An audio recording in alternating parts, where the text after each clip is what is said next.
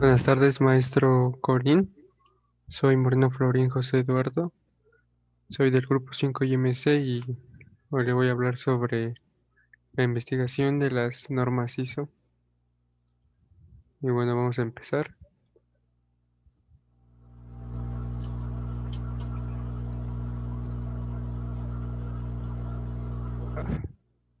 Ahí está, objetivo. ¿Cuál es el objetivo de la investigación?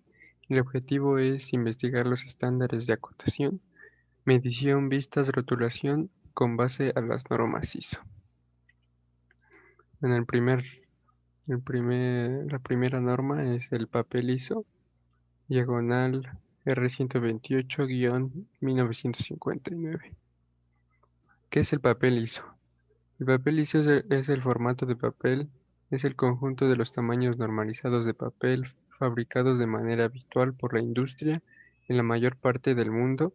Se basan en los tamaños definidos en la norma ISO 216, que a su vez se basa en la norma DIN 476 del año 1922. Ahí hay un ejemplo del formato del papel ISO en la imagen que se muestra en las diapositivas. Norma ISO 128. ISO 28 es un estándar internacional sobre los principios generales de presentación de dibujos técnicos. Más específica será la representación gráfica de los objetos en dibujos técnicos. Desde el 2003, la ISO 128 estándar contiene 12 piezas que se habían iniciado entre los años 1996 y 2003. Se inicia con un resumen de las normas generales para la realización de los planos técnicos, así como la presentación de las estructuras. Además, se describen las convenciones básicas de líneas, vistas, cortes y secciones. El siguiente subtema, podríamos llamarlo, serían las líneas ISO R216-1961. Para empezar, vamos a ver qué son las líneas en el dibujo técnico. Los rasgos distintivos de las líneas que forman una parte permanente del dibujo son las diferencias en grueso y en construcción. Las líneas deben ser claramente visibles y forman un contraste bien definido con las demás líneas. Este contraste es necesario cuando el dibujo debe de ser claro y fácil de comprender. Los tipos de líneas sería la línea gruesa, que en su aplicación serían los contornos vistos y en aristas vistas. La siguiente línea sería la línea llena fina, recta o curva, y se puede utilizar en líneas ficticias vistas, líneas de cota, líneas de proyección, líneas de referencia, rayados, etc. El siguiente tipo de línea sería llena fina mano alzada o llena fina recta con zigzag. Su aplicación de esta línea serían límites de vistas o cortes parciales o interrumpidos. La siguiente línea son las gruesa de trazos o fina de trazos. Estas se ocupan en contornos ocultos, aristas ocultas, contornos ocultos y aristas, perdón. La siguiente línea es la fina de trazos y puntos. Se ocupa en los ejes de revolución, trazas de planos de simetría y trayectorias. La siguiente línea es fina de trazos y puntos, gruesa en los extremos y en los cambios de dirección. Se utiliza en las trazas de plano de corte.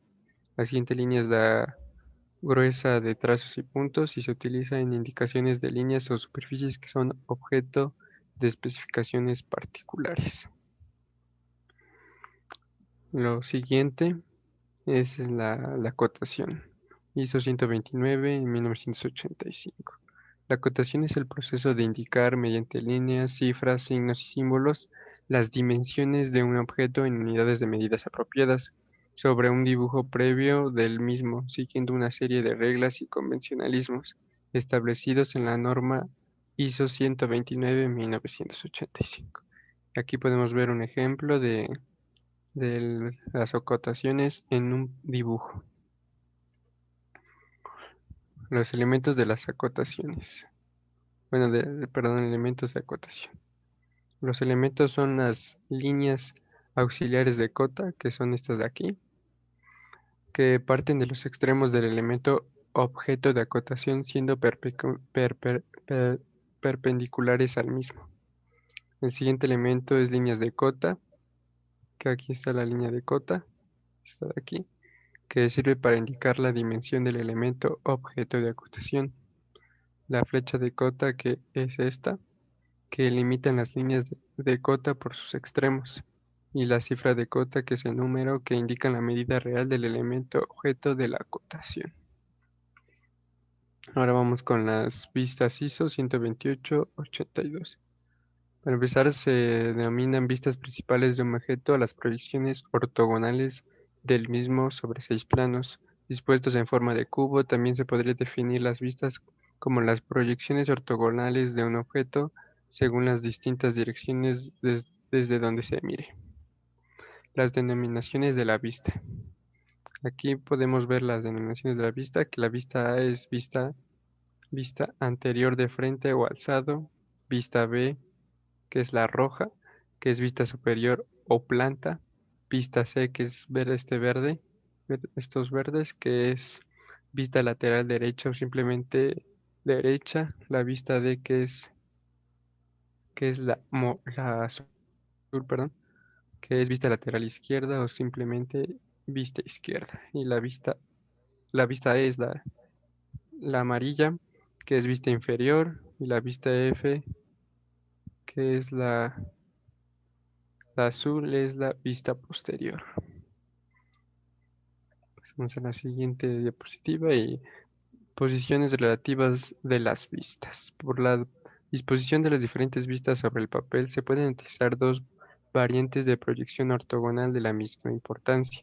El método de proyección del primer diedro, también denominado europeo, y el método de proyección del tercer diedro, también denominado americano. Y aquí podemos ver un ejemplo de un trazado, de los trazados que cómo se ven en el sistema europeo, y aquí es cómo se ven en el sistema americano.